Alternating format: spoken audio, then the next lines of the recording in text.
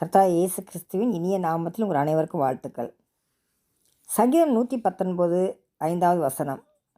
உன் பிரமாணங்களை கைக்கொள்ளும்படி என் நடைகள் ஸ்திரப்பட்டால் நலமாயிருக்கும். இது ஆங்கில வேதாகமத்தில் எப்படி எழுதப்பட்டிருக்கிறது என்றால், oh that my ways were directed to keep thy statute. இதே வசனம் எபிரேய மொழியில் எப்படி இருக்கிறது என்றால், அகலா இக்கோனு டெரஹாய் லிஷ்மோர் ஹுக்கேஹா என்று எழுதியிருக்கிறது. இப்போ பிரமாணங்களை கைக்கொள்ளுதல், நமது வழிகள் were directed to keep thy statutes. இதில் 2 வினைச்சொல் இருக்கு இல்லையா? பிரமாணங்களை கைக்கொள்ளுதல், அந்த நம்முடைய வழிகள் அதை நோக்கி நடத்தப்படுறது, அதாவது டைரக்டட். இந்த 2க்கும் உள்ள அந்த ஒரே ஒரு அந்த வினைச்சொல் என்ன எபிரேய மொழியில் கொடுக்கப்பட்டிருக்கு என்றால், கூன் என்ற ஒரு வினைச்சொல். இந்த வினைச்சொல் என்ன அர்த்தம் அப்படின்னா, உறுதியாக இருக்கிறது, நடத்தப்படுதல், அதாவது டைரக்டட் டு பி ஃபர்ம் அப்படின்ற வினைச்சொல்லுக்கு இந்த வினைச்சொல்லுக்கு அர்த்தமாக நம்ம எடுத்துக்கலாம். அப்படியானால் நமது வழிகள் எப்படி நடத்தப்பட வேண்டும், இல்லை எப்படி ஸ்திரமாக்கப்படும்? அப்படி ஸ்திரமாக்கப்பட்டால் தான் நம்ம என்ன பண்ண முடியும்? ஆண்டவருடைய பிரமாணங்களை கைக்கொள்ள முடியும். இதற்கு பதிலும் நீங்கள் பார்த்தீங்கன்னா இந்த வினைச்சொல்லே இருக்கிறது. இதாக கூன் என்ற அந்த எபிரேய மொழியினுடைய வினைச்சொல்லே இருக்கிறது ரொம்ப வியப்புக்குரியதாக ஒரு செய்தியாகும்.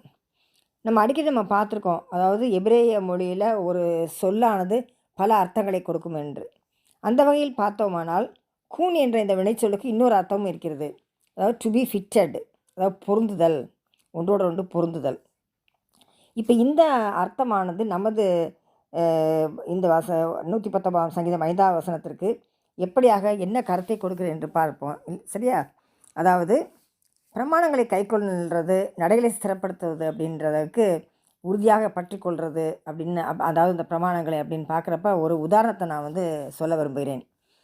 ஒரு காரில் வீல் ஆக்சலில் அந்த சக்கரம் நன்றாக பொருந்தினால்தான், they should be fitted properly, இல்லையா? நன்றாக பொருந்தி ரொம்ப டைட்டாக இறுக்கமாக பிடித்து கொள்ளும்படி இருந்தால்தான் வண்டியானது, காரானது ரோட்டில் ஓடும். இல்லை சக்கரம் கொஞ்சம் லேசாக லூஸ் ஆயிடுச்சு, அது ஆக்சிடென்ட் கலண்டு விழுந்தால் என்ன நடக்கும் நமக்கே தெரியும், வண்டி விபத்துக்குள்ளாகும். அதே போல் நமது நடைகளாகட்டும் வழிகளாகட்டும் நம்ம ஆண்டவருடைய பிரமாணங்களோடு ஒன்றோடு ஒன்று இசைவாக பொருந்தி ரொம்ப இறுக்கமாக பற்றி பிடித்து கொள்ளும்படி பொருந்தி இருந்தால்தான் வாழ்க்கை வண்டியானது என்ன செய்யும்? ஆண்டவர் கொடுத்துள்ள நோக்கத்தின்படி, ஆண்டவருடைய சித்தத்தின்படி, ஆண்டவர் காட்டின திக்கை நோக்கி பயணிக்கும்.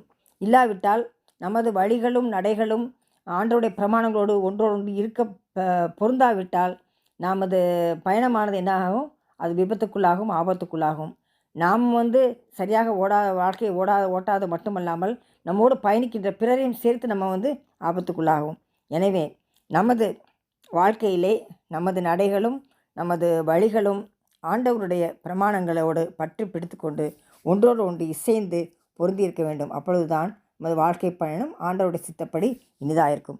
இதைத்தான் எபிரேய மொழியில் இந்த நமது சங்கீதம் 119 சங்கீதத்தின் 5வது வசனம் நமக்கு கற்பிக்கிறது. மீண்டும் உங்களை சந்திக்கும் வரை கர்த்தர் நம் அனைவரையும் ஆசீர்வதிப்பாராக. ஆமென்.